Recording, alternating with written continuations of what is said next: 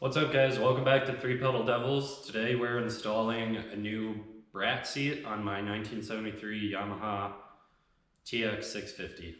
Let's get into it. Wriggle like a razor lipstick, and I risk it instant. She sucking my with her lipstick. Ooh, check up on a bitch like a dipstick. Ooh, yeah, she on me like a misfit. Wriggle like a razor lipstick, and I risk it instant. She sucking my with her lipstick. Ooh, check up on a bitch like. All right, so I bought this seat from eBay for like 120 bucks, so not super expensive.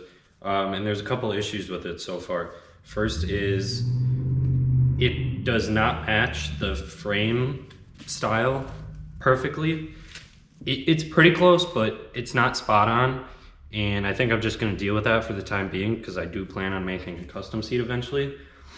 But the biggest issue is that where my tank connects to the bike, it's got this huge lip and my seat needs to sit there and it's not flat. So as you can see, when I set the seat down like this, there's a big gap right here. I don't like that. That doesn't look good. I don't know if you can see that. Yeah.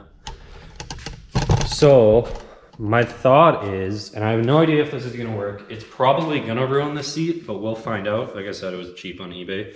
But my thought is, what I can do is basically, let me get a marker. All right, got a marker now. What I thought was, right here, I already have it outlined, 2x2, which is basically the rough dimensions of where it won't fit here.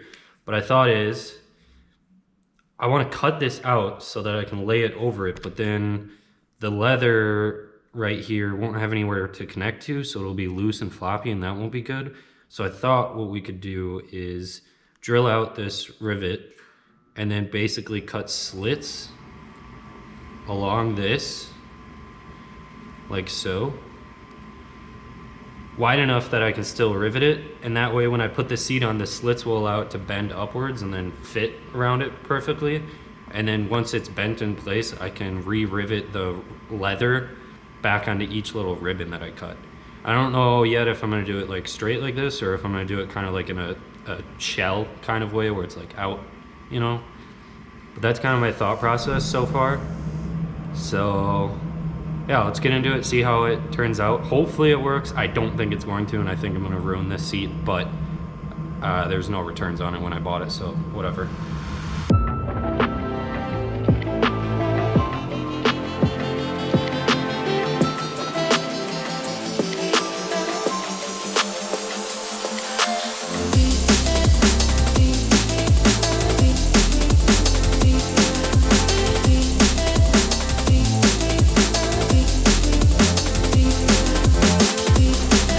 I have no idea how, but that somehow worked.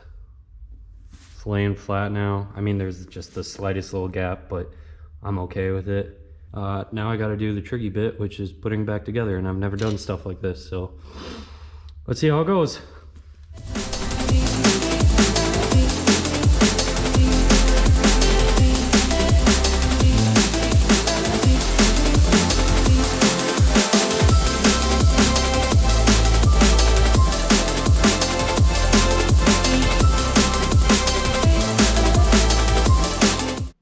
Okay, I have no idea how that works, but as you can see from the top, the seat looks normal.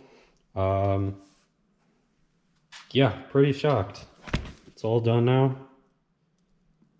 Well, I gotta fold this back, but that's just using that adhesive stuff, but wow, super confused. Didn't know this would work at all, but I'm excited.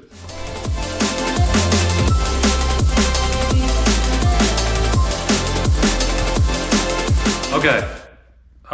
As you can see, the seat fits much better now. It's nice and flat, looks pretty good. The next thing to do is figure out how to mount it. And the original seat on this is a really cool style. It's like this belt buckle, and then it like rotates up, and it's pretty cool. So I took the original brackets off, which you can see right here, off my old seat, and I was hoping that I could just swap them over to this one. But I'm realizing there's a couple issues with that. Actually, there's only one. They're too tall. They don't, you know, you do it like that, do it like that. Now I got a big gap. Kind of defeats the purpose of what I just did. So I'm going to try and come up with a better way to do this. And I'm going to first make them out of Kydex as a model just to see how well they'll work. And then if they don't work perfectly, then I'll try and find some aluminum and do it myself. And if that doesn't work, I'll cut these off and I'll form a bit out of steel on my own, and then I'll weld these back to that new steel beam. But either way, we're gonna attempt some stuff and see how well it works out.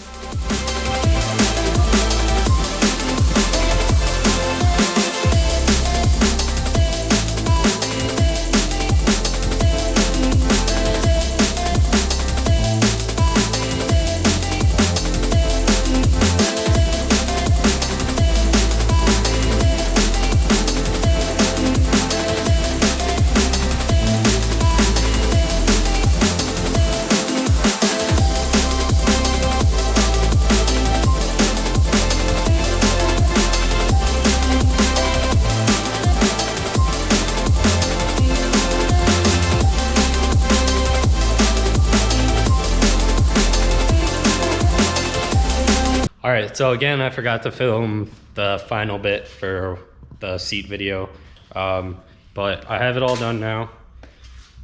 It looks like this. Pretty sick. It's all done. The Kydex actually works really well. I'm pretty surprised. It's not a permanent solution, but for the time being, it'll work out pretty good. Yeah, so all I do is, oh, there's shit in the way now. God damn it. Cut. All right, so you got these little hookup joints, roundy bits. They slide on there. They slide on there like, talk with one hand. They slide. Hold on. Yeah, they slide on there like that.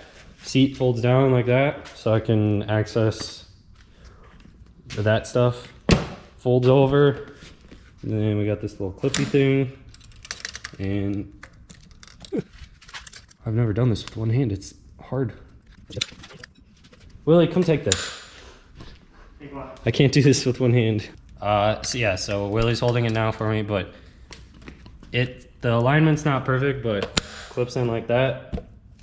Bike, all good to go, except for it's on stands right now because I'm doing other shit. But yeah, holds tight. Everything, I mean, kind of tight. Just don't look at that spot. Yeah, it's good. I'm proud. All right, so that's gonna be it for this video. If you stuck around this long, make sure to like and subscribe, because we like that shit.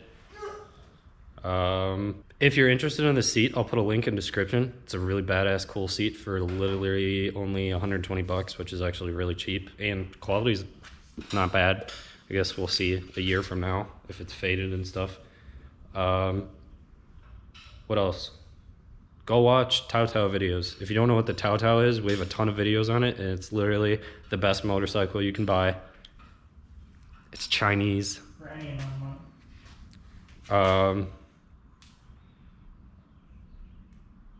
that's it. Bye.